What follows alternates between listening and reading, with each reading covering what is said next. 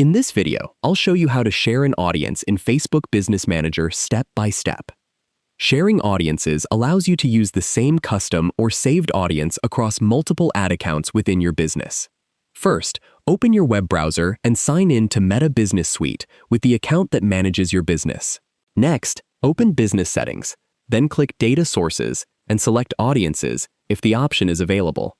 You can also open Ads Manager, go to Audiences, and select the audience you want to share. Click Share or Assign Partners, depending on your account version. Now, choose the ad account or business manager you want to share the audience with. If you're sharing with another business, enter their Business Manager ID and assign the appropriate permissions. Review the details carefully. Then click Save or Share to complete the process. The selected audience will now be available to the assigned ad account or business for future advertising campaigns. Keep in mind that some audience types may have sharing restrictions based on Meta's policies and your account permissions. If you found this video helpful, please like the video and subscribe to the channel for more easy app tutorials. Thanks for watching.